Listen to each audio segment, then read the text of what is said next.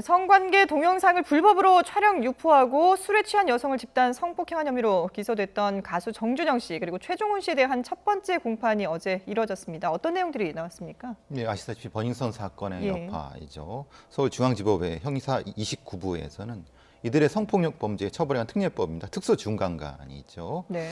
1차 공판이 진행됐는데요. 정준영 씨는 아시다시피 2015년부터 16년 사이에 촬영, 상대방 동의 없는 촬영을 했고 나중에 이제 카톡방을 통해서 이것을 지인들과 공유한 혐의로 지금 재판에 넘겨졌습니다. 그렇죠. 예.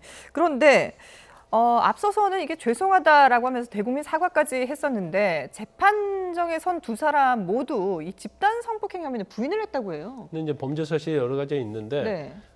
단체 카톡방을 이용해서 어떤 신체적 은밀한 부위와 관련된 촬영한 부분을 또 공유한 부분이 있고요. 네네. 이건 유포에 해당이 되는 거죠. 또 촬영에 해당하는 부분인데 이 부분에 대해서 이제 정준영 씨가 다 인정했어요. 그런데 가장 중요한 부분 중에 하나가 대구와 홍천에서 집단적으로 그러니까 여러 명이 피해자를 이제 강간했다는 네. 거예요. 이걸 우리가 보통 특수 강간이라고 해요. 더군다나 피해자가 술을 먹어서 한급불능 상태에 있으면 특수 중강간이라고 합니다. 네. 이게 형량이 굉장히 무겁죠. 예. 5년 이상의 징역 또는 무기징역에 해당이 되기 때문에 지금 범죄 사실 중에서 정준이 됐건 최종훈이 됐건 가장 중요한 범죄 사실은 특수 강간을 했느냐 안 했느냐 이 부분이에요. 예. 이거에 따라서 형량이 워낙 좌우가 됐기 때문에 예. 그래서 본인들 입장에서는 이거 자체에서 범행을 부인을 하는데 정준영 씨 같은 경우에는 특수 강간과 관련된 부분에 있어서는 성관계를 막 했는데 아까 김준기 전 회장하고 비슷하죠.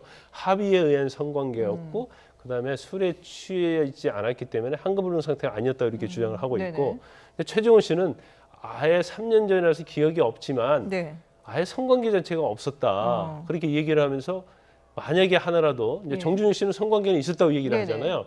성관계가 정준영 씨 말대로 있었다고 한다면 그것은 합의한 성관계였고 피해자들이 술에 취한 상태가 아니었다. 이제 그런 취지로 지금 주장을 하고 있는 거예요. 예.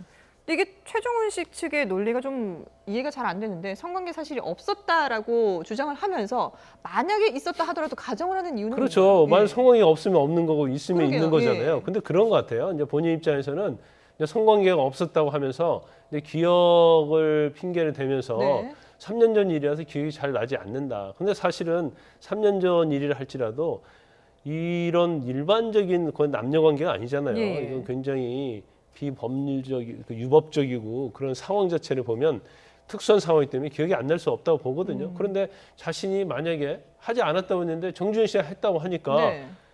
성관계는 일단 했다는 것이 전제가 될 가능성이 커요. 그러니까 그것이 만약에 인정이 되면 자기가 거짓말을 하게 되는 것이 될 수도 있기 때문에 네. 그래서 정준 씨 말대로 만약 했다고 한다면 역시 나도 합의한 성관계였다. 그 피해자들은 술에 취하지 않았던 이제 그런 예. 이제 전략적인 약간 애매모호하지만 이제 전략적인 방법을 선택했다 이렇게 볼 수 있습니다. 핵심적인 얘기는 뭐냐면요. 예. 당신들이 증명해 보란 얘기입니다. 이 얘기는. 딴 얘기 아닙니다. 예. 당신들이 증명할 수 있으면 증명해 보란 얘기예요. 나는 모르니까. 그러면 어쨌든 증명의 방법은 검찰이 결정해야 되는 거고 네. 검찰이 해야 되는 거거든요. 예. 검찰이 못하면 무죄가 되는 거거든요. 그렇군요.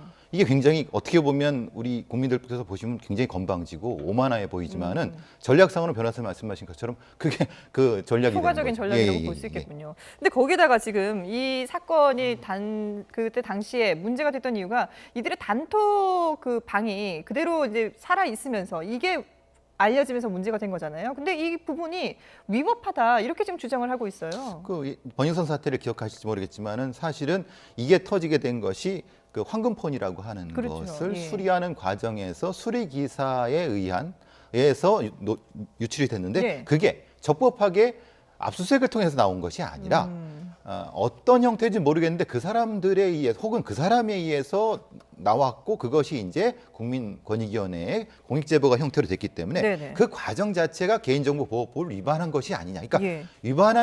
위법한 방법으로 증거가 됐고 그 증거를 통해서 주요 증거가 형성이 되는 거기 때문에 네네. 그 자체가 사실은 배척해 달라. 음. 형법 300 선수법 308의 2처럼 위법 증거 배제 법칙을 정해 네. 달라까지를 주장하는 겁니다. 지금. 예. 그렇군요.